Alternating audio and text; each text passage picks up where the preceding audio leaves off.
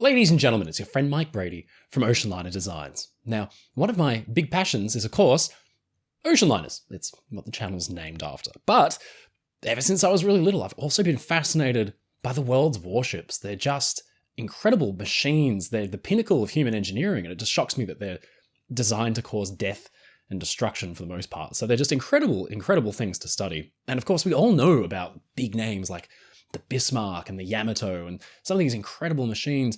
But of course, during wartime, there are some lesser known ships that would go to sea and often be lost. And we've covered a few of these really interesting stories on the channel before.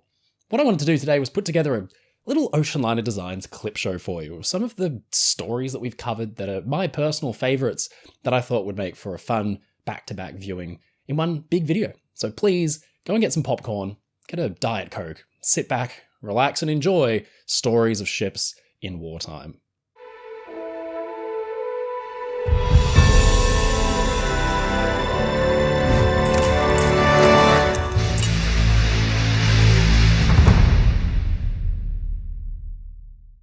Three US Air Force bombers are roaring through the skies, searching for their target.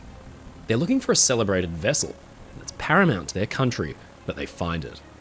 Rain squalls obscure visibility, but then, like an apparition, the ship appears. The bombers line up on their target, but then they fly past, and the crews simply wave. The radio man establishes contact with the ship, and its captain invites the air crews to lunch on board. This strange interaction didn't happen in wartime. It happened in 1938, a year before the Second World War erupted and plunged the globe into chaos. The target ship was the SS Rex, a luxury Italian liner, winner of the Blue Riband for the fastest Atlantic crossing and the toast of European shipbuilding. She was a playground for the rich and famous. But a few short years later, in 1944, the SS Rex would become an actual target of war, be hunted down and mercilessly destroyed. Ladies and gentlemen, I'm your friend Mike Brady from Oceanliner Designs. This is the true story of the SS Rex, the luxury liner hunted in both peacetime and war. SS Rex was an absolute technological marvel when she first debuted in 1931. She was the result of a strong push by the Italian merchant marine and government to establish the nation as a serious player on the transatlantic routes to America. See, back then, this service from Europe to the US was extremely profitable, and hundreds of thousands took the trip each week. But it was also a showcase of national strength and achievement. Ocean liners became a symbol of their home nation's strength. They were owned by private companies which built and operated them, but they were also heavily subsidized and paid for by the government to serve as a floating billboard for that nation. For years, Britain and Germany had dominated the headlines. Aside from the occasional American interjection, those nations had always had the biggest and fastest ocean liners, and Italy set out to change that. It was the Italian line that rose to the challenge with government backing and ordered the construction of two impressive ships, Rex and the Conte di Savoie. At 885 feet or 270 metres long and around 55,000 gross registered tons, they couldn't take the title for the largest ships in the world, although they were extremely impressive. Where they would shine was in their luxury, and especially in their speed.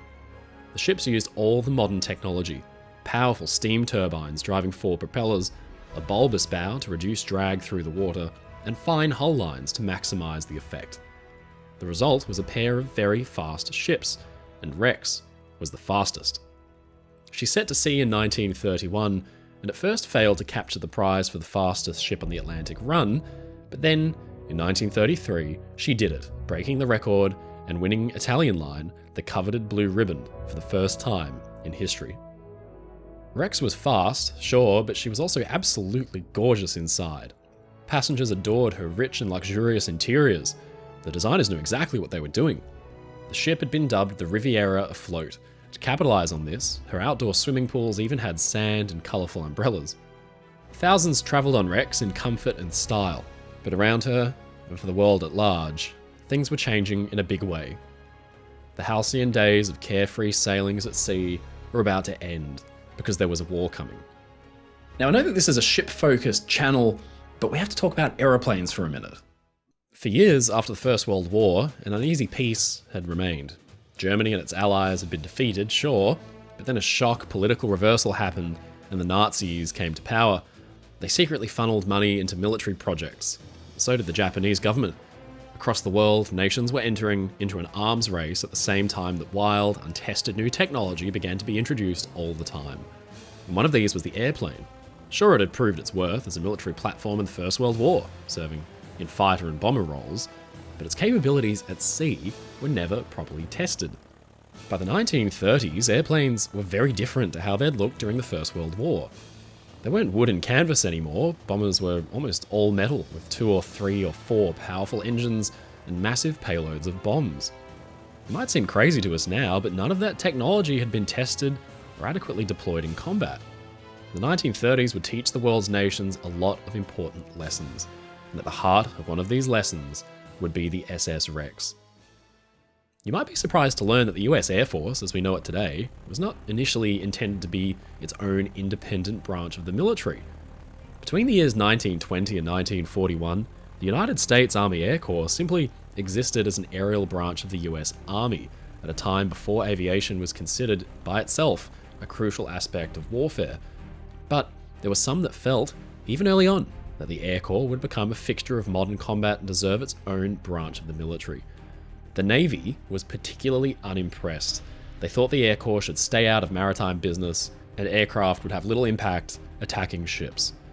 There were a lot of debates about this, and one man set out on a mission to prove the naysayers wrong. In 1921, the flamboyant fighter pilot Brigadier General Billy Mitchell sought to make this into a reality, planning out several aerial bombing exercises to display the capabilities of the airborne fleet in a wartime setting. Mitchell reasoned that the Navy was wasting its time and money building dreadnought-style battleships, and that many bomber aircraft could be built for the price of a single battleship, and then easily sink that same ship. Mitchell went directly against the Navy, using his fleet of bombers to sink decommissioned battleships in tests that demonstrated their superiority over their maritime counterparts. This didn't make him any friends. The Navy was incensed because the tests cut the Navy out and flew in the face of terms of engagement which limited the size of bombs that were even able to be used. The president himself, Harding, was furious because Mitchell's tests made the Navy look bad at a politically delicate time. And things got so hostile that Mitchell's temporary rank of Brigadier General was not renewed, and he was bumped back down to the permanent rank of Colonel because of his insubordination. In the end, Mitchell would go on to make a name for himself as a free thinker, accusing senior Army and Navy figures of treasonous disregard for safety in the crash of the US airship Shenandoah. He was court-martialed for this and resigned in 1926, although he would continue to preach about the power of aircraft for years to come. Missing their biggest advocate, the Air Corps pressed on with their tests and demonstrations, but then they hit a serious snag. In 1931, they attempted a test sinking of the old World War I cargo ship, the USS Mount Shasta, but then, in front of news cameramen, military officials, and reporters, the Mount Shasta could not be located by the bombers. 3 days later, another attack was launched, but the aircraft only scored a few hits, and the Mount Shasta didn't sink. It was a PR disaster. The Navy publicly mocked the effort, and the Air Corps was deeply embarrassed. The Air Corps went back to the drawing board. They needed the chance to show the world that bombers could reliably track down and engage fast-moving enemy ships. Years later, they would get their chance. Without Navy input, they would intercept one of the world's fastest ships as she approached the US. The target was the SS Rex. In May 1938, Rex departed from her home port of Genova, Italy, for the regular express service to New York City with hundreds on board. It was spring, and the Atlantic still had a chill, but the days at sea were happy and relaxed. But a few hundred miles across the ocean, on the US East Coast, preparations were being made. Rex would be given a warm reception by the United States Air Corps.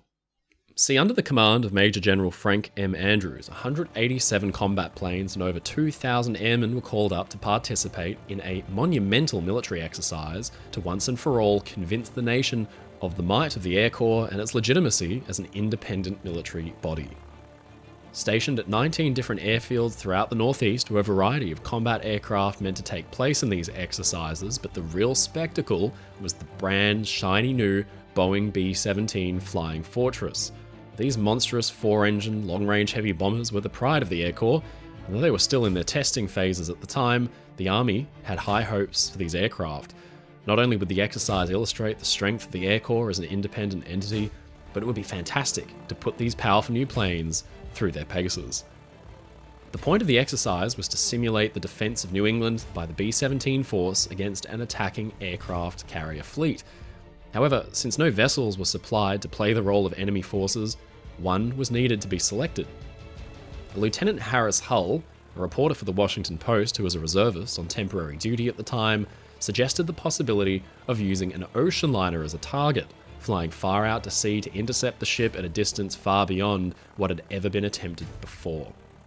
The goal, of course, was not to damage or sink the ship, simply to fly in low, hovering just above at smokestack level, demonstrating that the bombers were capable of tracking ships even when they were far out to sea.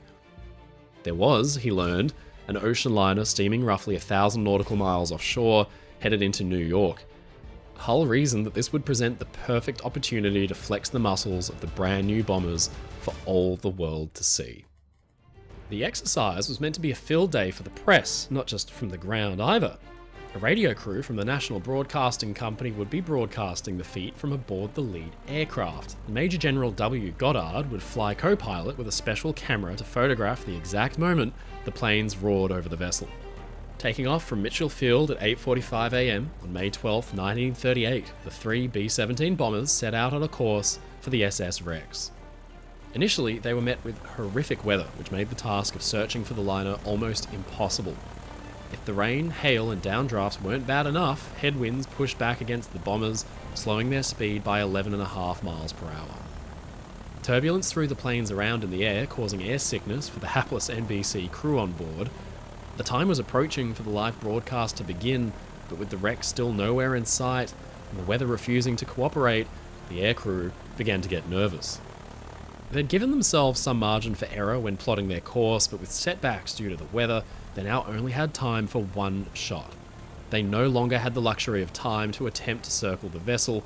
Their approach had to be dead on, and the ship needed to be visible. And even worse, an expected position report on Rex never arrived. The crew realized that if the weather didn't clear up quickly, the whole mission would need to be aborted. They'd been in the air already for nearly 4 hours. The very real possibility of another thwarted attempt began to set in.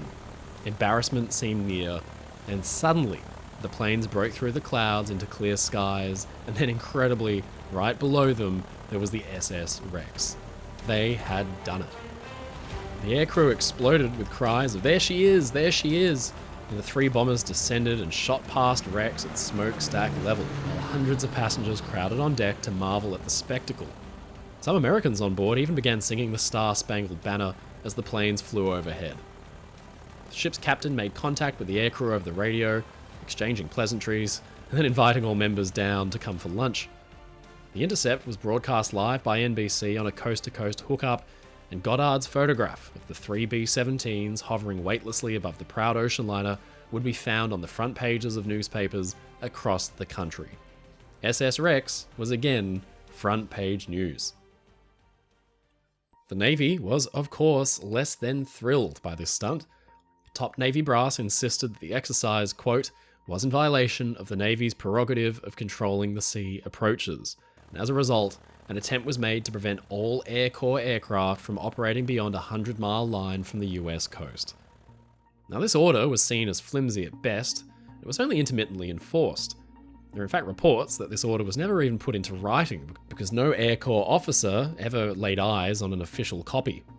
In fact, just a month after the SS Rex was intercepted, the Air Corps successfully carried out another similar interception of the ocean liner the Queen of Bermuda, some 300 nautical miles offshore, with no apparent infraction. Though the Navy protested, the Air Corps had made their point, and there was no more denying the capabilities of these powerful B-17 bombers and aerial combat as a whole. As we now know, the Air Force would later become its own independent military branch, owing in part to the spectacle of the interception of the SS Rex. But sadly, Billy Mitchell, the maverick pilot who had championed the aircraft so much, did not get to see the triumph. He had died in 1936 of a heart attack, aged just 56. Of course, Mitchell would go on to be proved totally right. Battleships and large warships were incredibly vulnerable to air attack.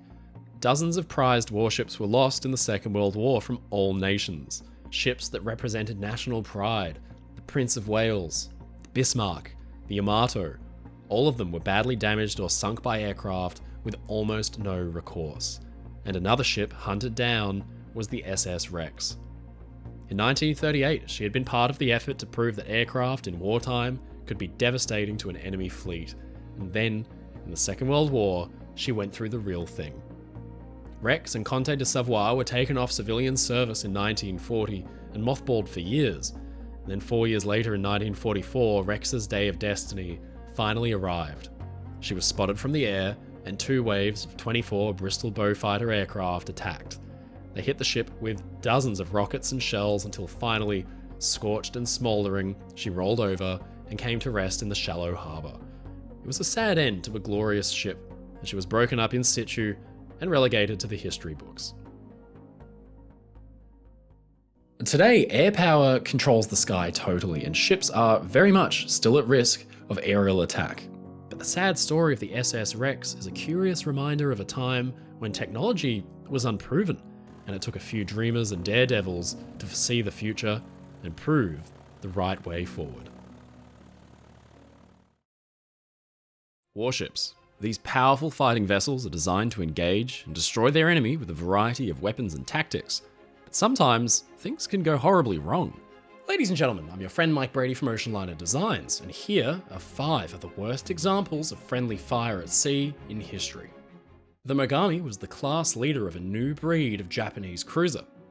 These ships, built under the restriction of the Washington Naval Treaty, were originally classified as light cruisers, but they were actually much larger than they even had to be in order to circumvent the restrictions that had been placed on Japan. When the Naval Treaty broke down, they were quickly refitted into heavy cruisers and became one of the deadliest weapons of Japan's naval arsenal. The Mogami was completed in 1935, and over the course of the Second World War would fight all across the Pacific, participating in battles in Indochina and across Indonesia. Unfortunately for the Japanese, though, it would never be quite the weapon that it had been designed to be. Deadly, for sure, but just not in the way that they'd originally intended. The Mogami's first incident with friendly fire would come in the aftermath of the Battle of the Java Sea in 1942. The ship and its accompanying fleet mates were escorting troop ships carrying soldiers destined to invade Java and the Dutch East Indies. While hunting down the remnants of the Allied forces in the area, Mogami, along with the cruiser Mikuma and their escorting destroyers, would stumble across the Allied cruisers Houston and Perth, and Mogami rushed to engage. On the evening of the 28th of February through to the morning of 1st of March, the Japanese ships let off a hail of torpedo and searchlight-directed gunfire at the Allied ships. Unfortunately, in the darkness, and with the eagerness of the ship's commander to engage the enemy, they didn't stop to check where their torpedoes would go in the event of a miss. 5 of Mogami's torpedoes sped past the Perth and the Houston and into the anchorage that the troop carriers were hiding in during the battle. Though the Mogami and other ships would eventually sink the Houston and the Perth, 5 Japanese ships were sunk by their own escort during the battle. 4 troop carriers and a minesweeper, all in all carrying hundreds of Japanese troops and sailors, including the commander of the entire invasion force, Lieutenant General Hitoshi Imamura, the troop ships Ryoja Maru, the Sakura Maru, the Morai Maru, and the Tatsumo Maru, were all hit. One of these sank immediately, while the others were forced to beach themselves to save their equipment and men. 2 of them were headquarters ships carrying important Japanese officers and equipment. Imamura managed to survive the sinking of the Ryoja Maru by jumping overboard, and was left floating in the ocean on a piece of wood for 20 minutes before he was rescued by a boat, having had to dodge the tanks, trucks, and the rest of the equipment that slid off the deck and into the water around him. Reportedly, once he was back ashore, his personal aide congratulated him on a successful landing. Though he and many of his men were able to swim to shore before drowning, this was a humiliating moment for the entire Japanese Navy. In all the confusion of the battle, there was no blame assigned to the Japanese Navy immediately. At first, it was simply assumed that the Allied force had managed to get a few torpedoes off that had managed to strike their targets. However, the attack had caused enough damage and there were enough unknowns that an official investigation was launched to find the culprit behind the incident.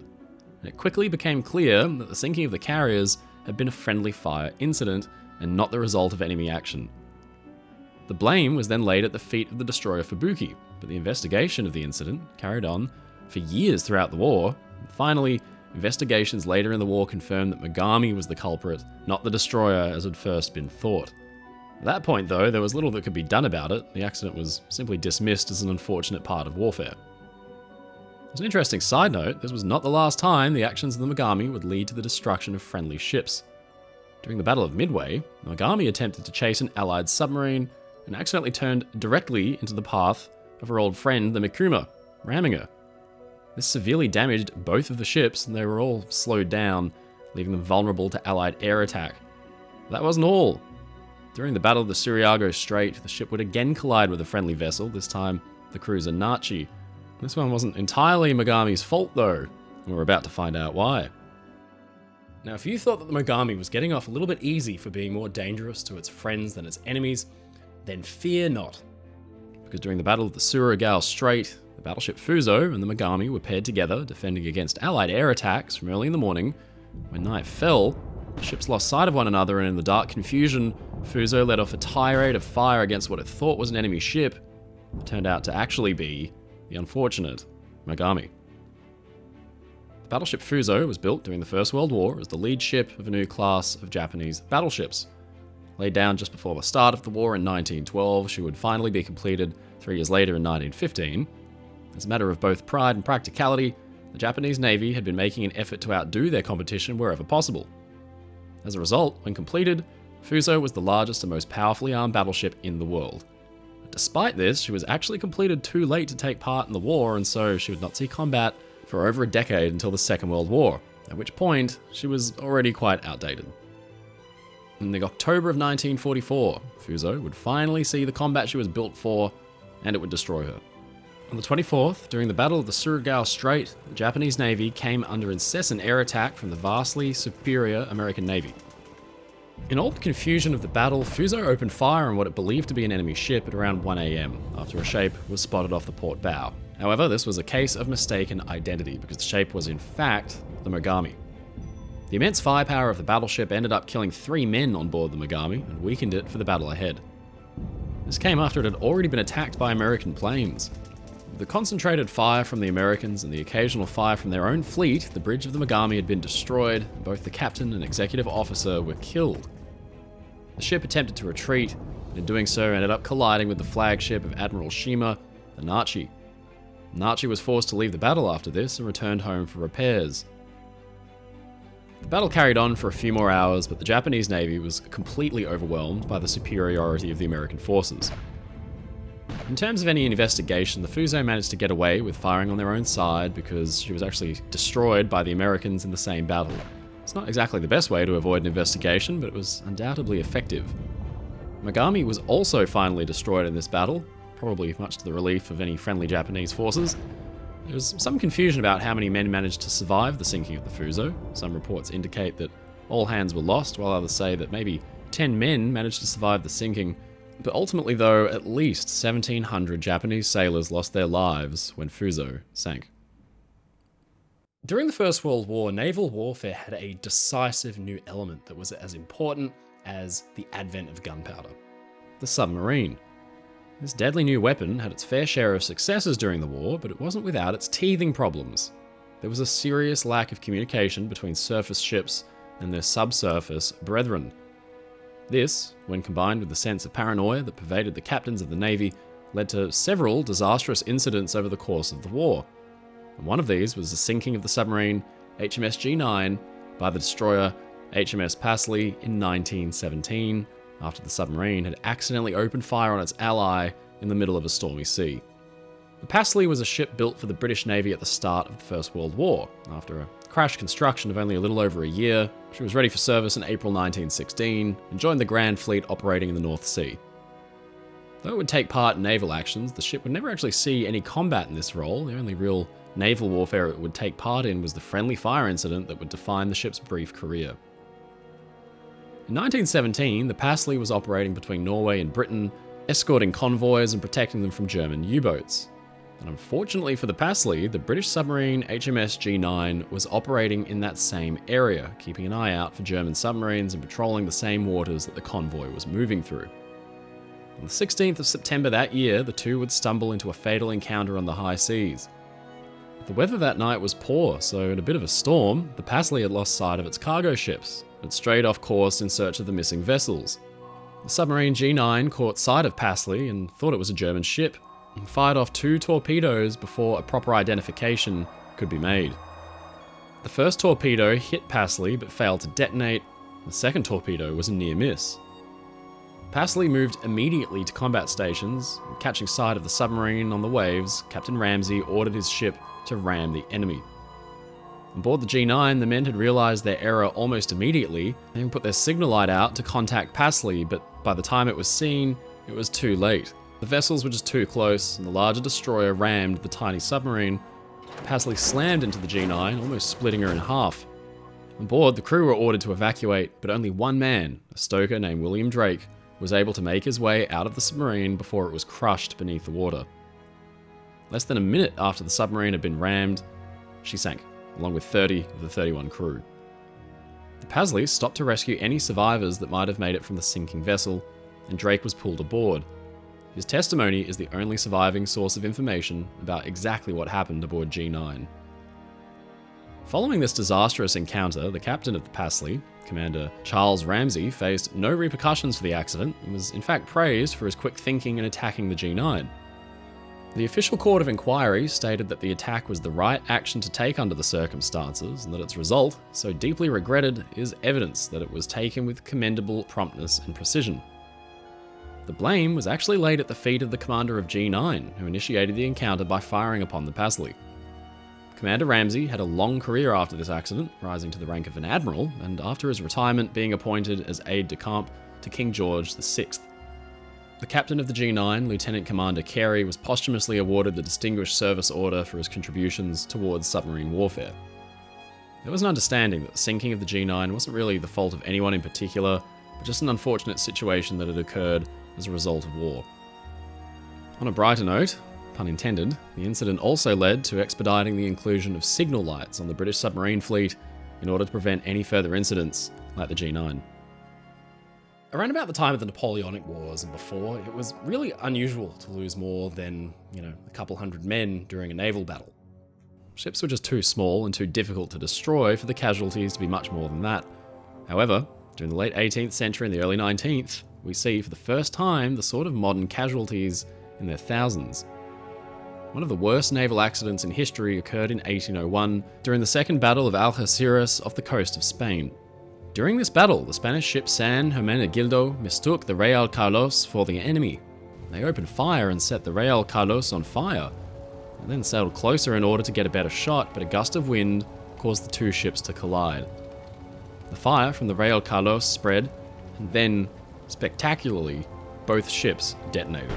More than 1,700 men died in the explosion.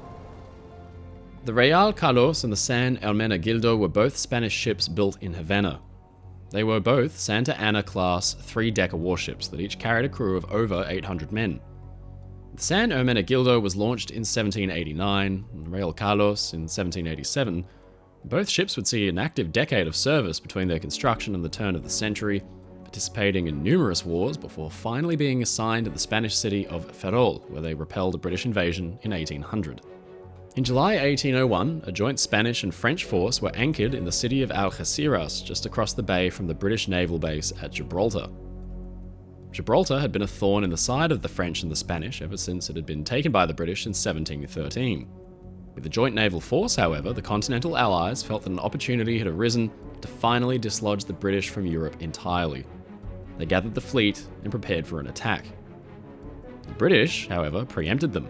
And in 2 battles over the course of a week, between the 6th and the 12th of July 1801, the British fleet sailed forth from Gibraltar and attacked the enemy force. The first of these battles went fairly well for the French and the Spanish, as they managed to do real damage to the British fleet. The second battle, on the 12th, however, was when disaster struck. Once night fell over the battle, the ships of the Spanish Navy had trouble distinguishing the enemy. The British vessel HMS Superb managed to land effective hits on the Real Carlos, knocking out its mast and setting the ship on fire.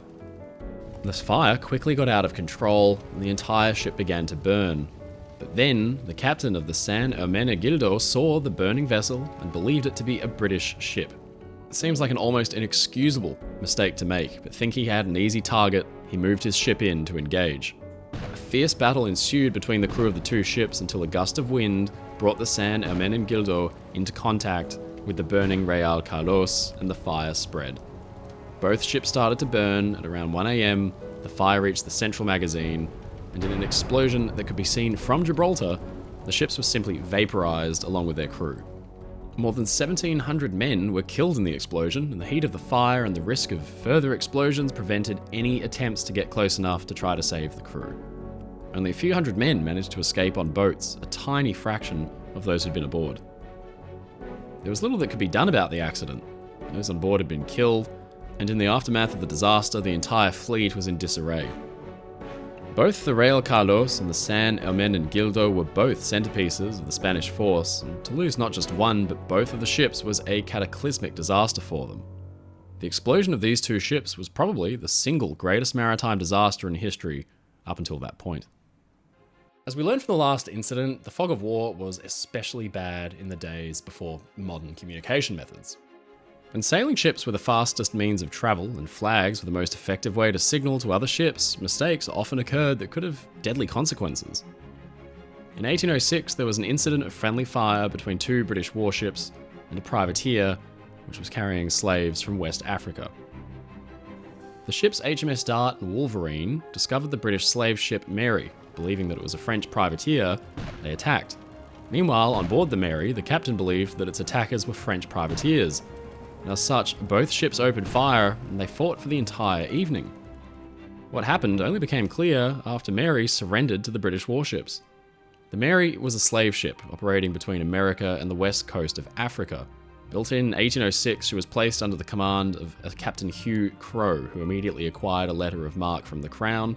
She sailed from Liverpool to Nigeria, where she took on a cargo of humans and keeping them in horrible conditions on the 20th of October, set off from Africa across the Atlantic.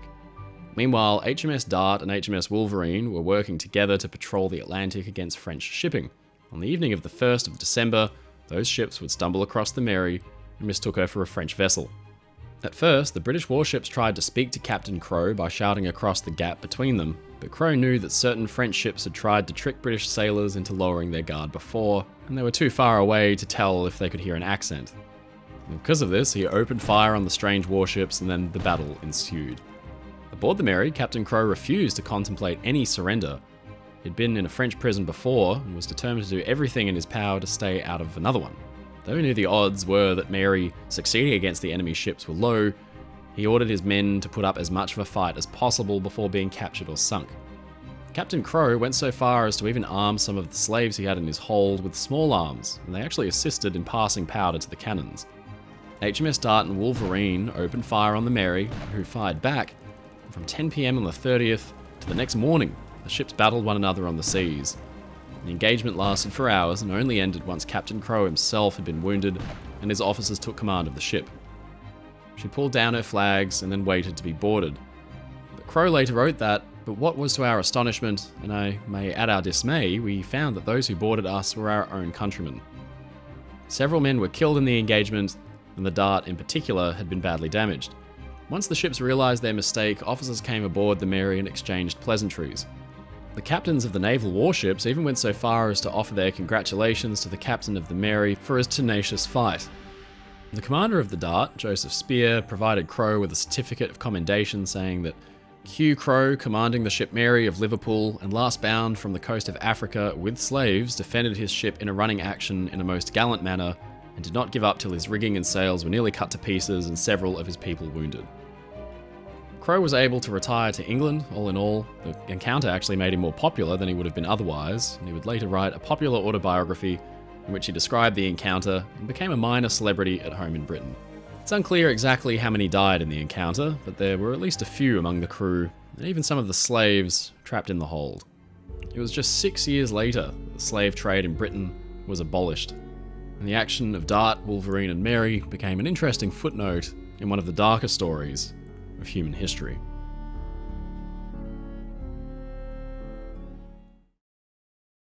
Ladies and gentlemen, it's your friend Mike Brady from Oceanliner Designs. Now, if there's one thing that we can take away from our research into maritime history, it's that every ship has a story. Some stories are timeless, thrilling epics that still shock us today, such as the Titanic or the Empress of Ireland, but other stories follow more humble trajectories. This is a story about two ships bound for the same destiny, with only happenstance and bad luck to blame for their inevitable downfall. This is the story of two unassuming cargo ships which became unintended casualties in the German plan to hunt down and destroy one of history's most famous ocean liners. It's the story of the Thistlegorm and the Rosalie Moller. In 1941, the world at large was embroiled in conflict. World War II was raging with full fury, and wartime efforts were at a fever pitch. Ships of all kinds were being called up for duty, donning drab camouflage colours while being laden down with all manner of equipment and armaments. Once cheerful passenger ships were converted to troop ships quickly and cargo vessels, and the sea became a battleground all of its own. During this time, the SS Thistlegorm was born. She was a British armed freighter built by Joseph Thompson and Sons shipyard in Sunderland for the Alban Line. She was launched in 1940.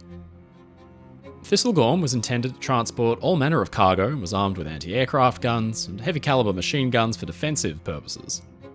She was still a fairly new ship, having only undertaken 3 voyages to the US, Argentina, and then finally the West Indies respectively, transporting cargo and troops to far off shores for use in the war effort.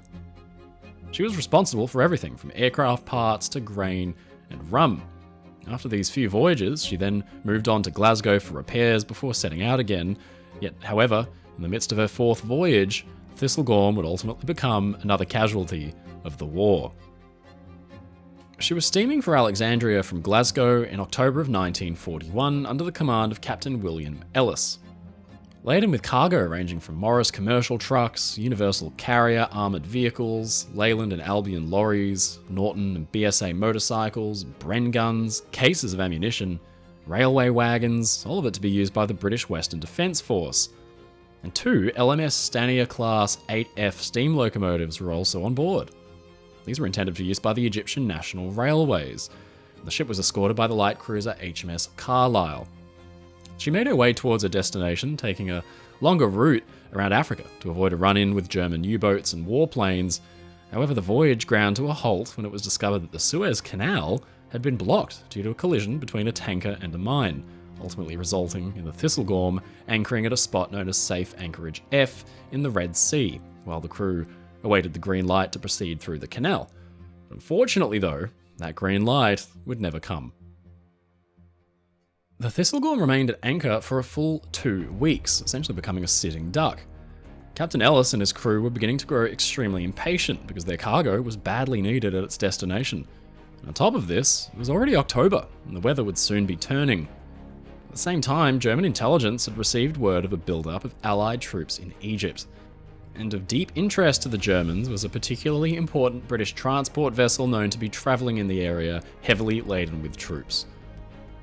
2 Heinkel HE-111 bombers were dispatched to locate and destroy this troop ship. At anchor though, the crew of the Thistlegorm could hear a rumble in the distance, growing closer and closer as the aircraft approached.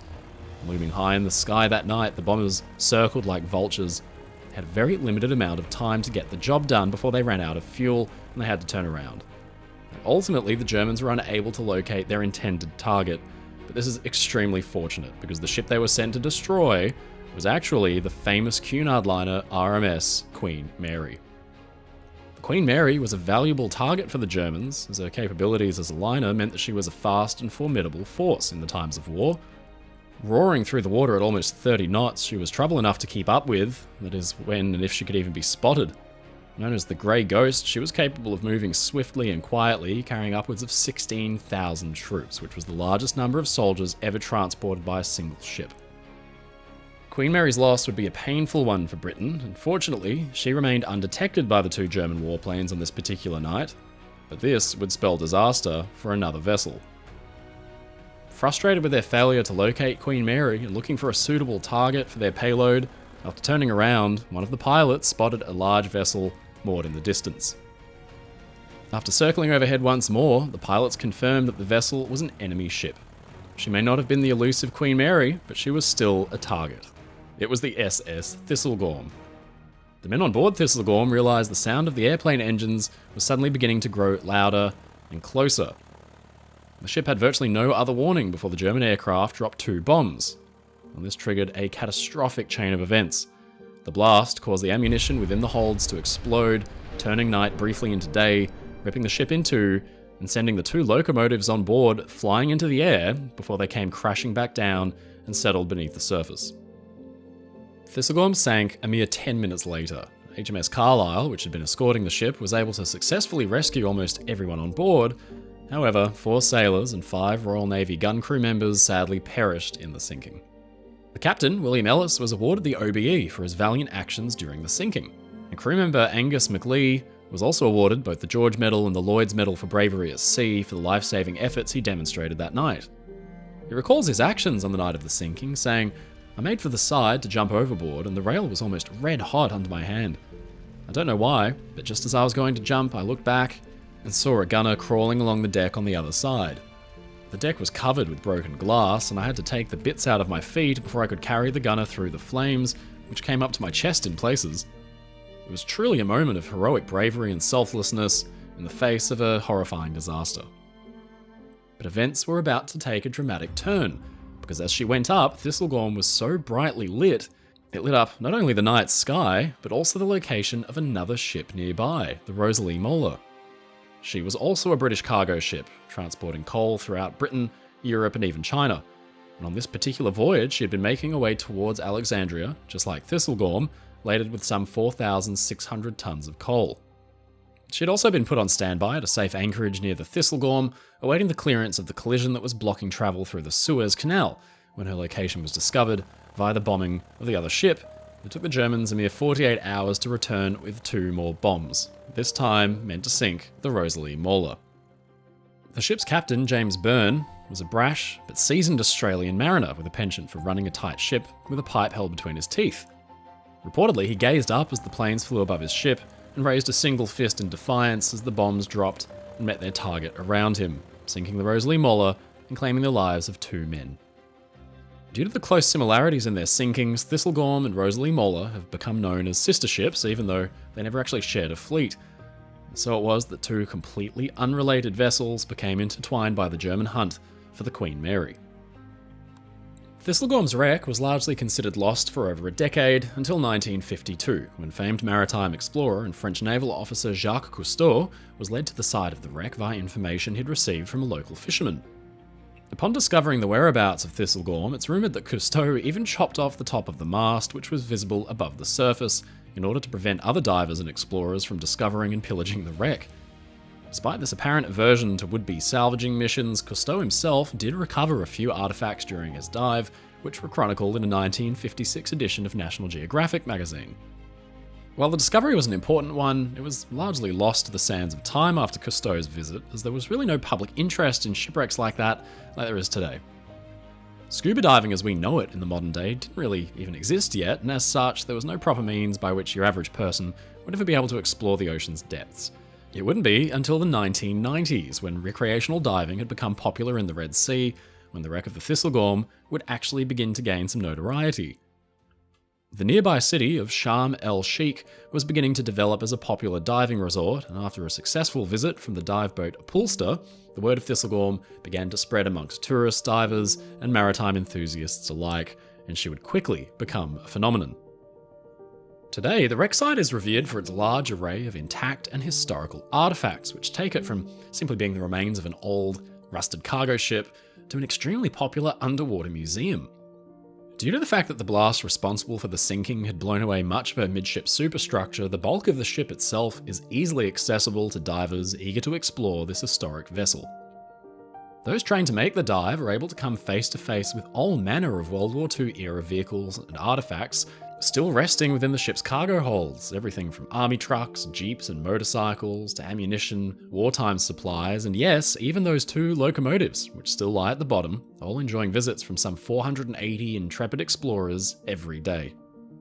Marine life flourishes around Thistlegorm, with schools of fish and a variety of coral, adding flashes of colour to the remains of the once proud wartime vessel and her cargo. Because Thistlegorm is such a prominent diving venture, the wreck itself has sadly sustained damage over the years, which is unfortunately accelerating the pace of her decay. These days, we're very conscious of what a mixture of sea currents, diving, salvage, and marine life can do to shipwrecks resting beneath the surface. The wreck of the Titanic is a notable example of this kind of research and decline. There are now protections in place to help preserve Thistlegorm's wreck site for future generations, thanks to efforts by entities such as UNESCO. However, these efforts only reach so far, and it's been reported that many items continue to be looted from the site, such as the ship's bell, and even an entire motorcycle. Frequent diving continues to damage the structure as well, with some recent reports stating that the ship's anchor chain has been broken and fallen away from the ship. Technology, however, has afforded us a means to experience Thistlegorm without danger of compromising the wreck itself. The Thistlegorm project aims to both protect the ship's legacy and bring awareness to the wonders of the wreck itself, offering a full 3D model comprising almost 25,000 high-resolution images of the wreck, which required thousands of hours of computing time and manual labour to properly process. It was undoubtedly a monumental undertaking on the part of the team, and we absolutely encourage you to take a few moments to check out the project and support their work. It's because of the hard work and dedication of teams like those of the Thistlegorm project that we're able to properly study and appreciate maritime history as we do today. To quote Jacques Cousteau, the explorer who actually originally found the wreck, "For most of history, man has had to fight nature to survive, and this century he's beginning to realise that in order to survive, he must protect it." Similarly to Thistlegorm, Rosalie Moller would have to wait quite some time after her sinking before she would be interacted with by humans again. There's some debate surrounding exactly when she was found and by whom. After the conclusion of World War II, the need arose for raw materials for use in manufacturing, and one method of meeting this need was by salvaging the cargo of sunken ships. It was reported that the Rosalie Moller was among the ships having been discovered and salvaged during this time. However, the only physical record of this would be a missing portion of her propeller, which had been apparently cleanly cut off.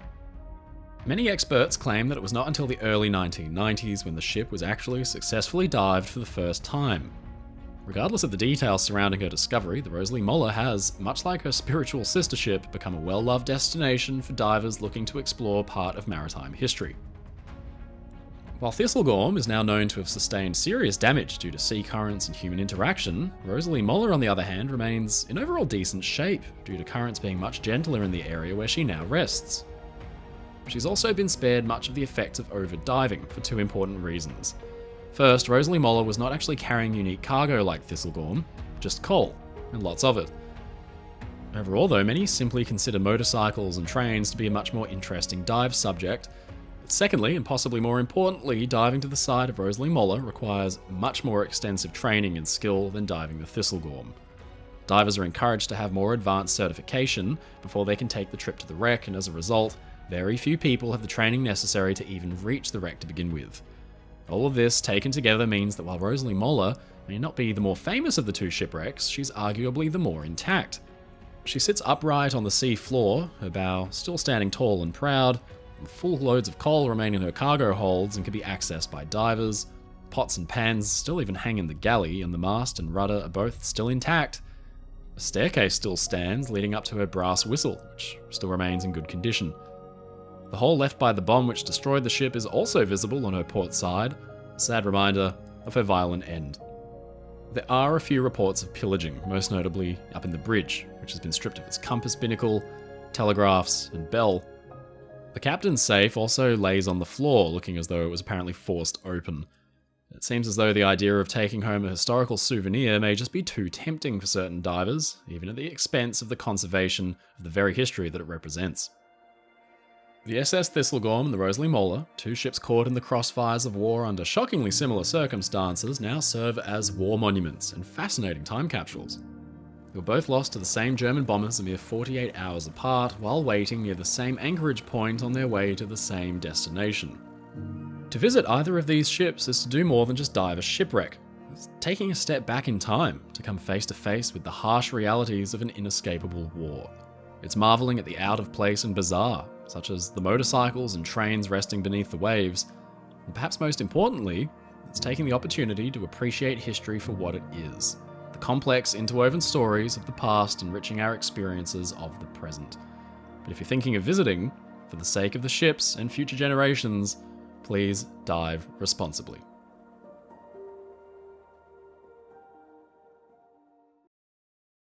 It's April 1940. The tiny destroyer HMS Glowworm has been steaming to meet with the battle crews of renown when something unexpected happens. Two enemy destroyers are spotted in the rolling seas ahead, and Glowworm engages them, firing with her guns through a dense fog. The German destroyers panic and turn to run, sending off a call for help. Glowworm stays on their tails, when something terrifying looms out of the mist. It's a massive German heavy cruiser. Glowworm has been led into the jaws of a much larger foe, and as the warship's big 8-inch guns burst into life, Glowworm's commander has a decision to make: run or fight. The subsequent action would result in a strange outcome. A British commander awarded the Victoria Cross, largely at the suggestion of his German adversaries. Ladies and gentlemen, I'm your friend Mike Brady from Oceanliner Designs, and this is the incredible true story of HMS Glowworm, the plucky little destroyer that took on a cruiser. By April 1940, the early battles of what would become the Second World War had been raging in Europe. Poland had fallen, and the British and Allies braced themselves for assaults on other European nations, but then the Nazi war machine came to an unexpected halt as Hitler planned his next move. As the so-called phony war went on for months, Allied forces had started out in a state of extreme readiness, but now found themselves lulled into a sense of monotonous boredom as they manned fortifications across the French and German border. Unbeknownst to them, the German leader had his sights set on a different target: Norway and Denmark. Their fall would mean the tight British grip on German sea lanes would be loosened. German ships could more easily slip from home ports and out to freely hunt in the North Atlantic. The German army began to prepare an invasion for early April 1940. The plan was quite unique because it called for German troops to land by sea, not in slow merchant ships, but from much faster warships like cruisers and destroyers. The British Royal Navy was a formidable force that stood ready to engage any German warships they could find. Since the year prior, it had instituted a tight blockade on the North Sea to prevent any German attempts at a breakout. Now, with the German army strangely quiet, British planners began to sense that something was brewing. Warships patrolled the North Sea and the waters off Norway with a keen eye, and one of those warships was the mighty battlecruiser Renown. Renown was a First World War era warship that could be a formidable adversary against much of Germany's surface fleet. Norway was an obvious target of German interest, and if it was to fall, then it would make Britain's defence from the ocean much more difficult. Mines were laid at sea, ostensibly to hamper Swedish ships carrying supplies for the German war effort, but with a secret ulterior motive. It was likely to prompt a German retaliation, which would then give the British cause to occupy Norway themselves before the Germans could. Renown covered the mine-laying operation, and she was escorted, in turn, by 4 destroyers, and one of them was HMS Glowworm. Glowworm was a small G-class destroyer built in the mid-1930s, equipped with powerful engines that could drive her at up to 36 knots through the waves, as well as a fairly standard main gun battery of 4 4.7-inch or 120mm guns. The G-class were a workhorse type of destroyer, an improvement on previous classes because more compact machinery meant they could be built slightly smaller. Glowworm was under the command of Lieutenant Commander Gerard Roop. He joined the Royal Navy in the interwar years, but had first served at age 15 as a midshipman on battleships, before moving on to cruisers and then finally destroyers. Remarkably, when he took command of Glowworm in 1938, he was only 33 years old. He was well liked by his crew, who gave him the nickname Old Ardover for his habit of suddenly ordering course changes at the last moment. 2 years later, Glowworm was part of the screen for Renown as she guarded the mine-laying operation off Norway, but conditions were far from ideal. The seas were huge and threw the destroyer around like a toy. Then there came the cry all sailors dread: man overboard. One of Glowworm's crew had been swept into the ocean. Roop signalled Renown for permission to attempt a search, and when he was given the okay, he had ordered Glowworm to turn around and his men to keep a keen eye out for the missing sailor. It was a bit like finding a needle in a haystack, but touching that Roop would even try to find him, and they spent the entire day of the 6th of April searching. But sadly, it was hopeless, and the man was lost. Glowworm would need to rejoin the main force, so she steamed back for Renown. On the morning of the 8th, the seas were still huge and a dense fog hugged the ocean like a blanket, when suddenly lookouts aboard Glowworm spotted something they hadn't expected. 2 German destroyers suddenly popped into view: the Z-11 Bernd von Arnim and the Z-18 Hans Ludemann. The chance encounter was a surprise to both sides, and Glowworm was now in a sticky spot. The two German destroyers outgunned her each. They both fielded 5-inch guns and were capable of the same high speeds. Between them, they would be able to pick apart Glowworm, and she wouldn't be able to escape. Recognizing the seriousness of his situation, Roop knew he had no choice but to engage. His men swung her guns around and began to fire. Remarkably, Glowworm scored a hit almost immediately, and then the Germans did something unexpected. Instead of firing back, they hurriedly turned north to run away. Roop was no fool. He knew that something was up. They were probably trying to lure him towards a more substantial force to guarantee his ship's destruction, but Roop also knew that the location of these two dangerous warships needed to be monitored and relayed to the British home fleet. He decided to pursue them at least for a time to keep their position known. Glowworm cut through the heavy seas as she chased the German destroyers north, but then, out of the fog, there came an unexpected sight. It was a large warship, and Roop and his men didn't recognize the silhouette. They initially figured it to be a friendly, maybe a cruiser patrolling the stretch of ocean for German warships. Glowworm held her fire as the friendly cruiser drew nearer, but soon they must have realized their mistake, because it was no friendly at all. The destroyers Z-11 and Z-18 had been on an interesting mission. As Roop had correctly surmised, they weren't alone.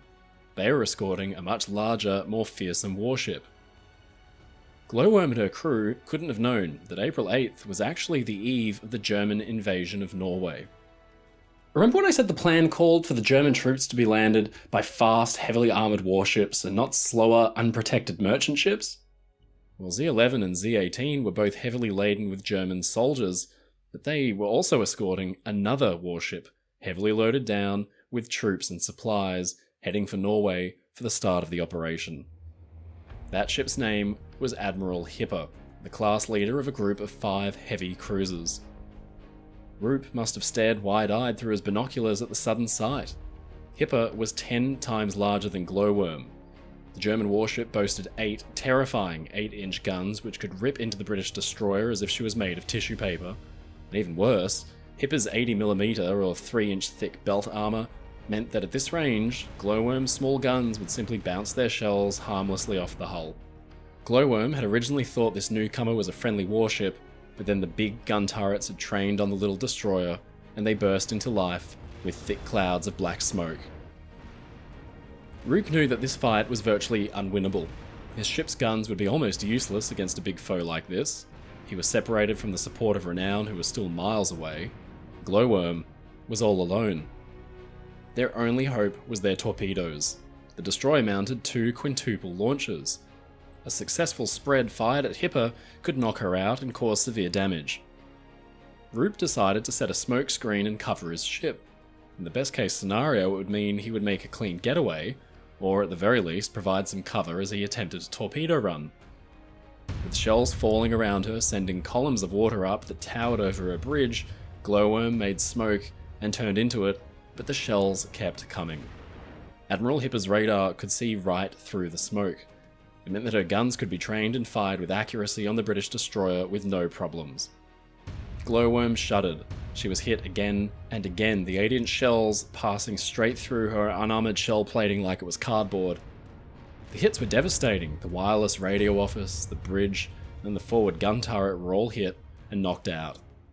The ship's foremast came crashing down with a clatter that rained debris onto the deck, and Glowworm's sirens blared bloody murder, their deafening sound attributed to a short circuit caused by a hit. Roop knew he only had one chance to act. Making full steam, the little British destroyer turned broadside to Hipper and fired a spread of her torpedoes. They whooshed out the ship's side and sped towards their target, but the German captain had anticipated this very move.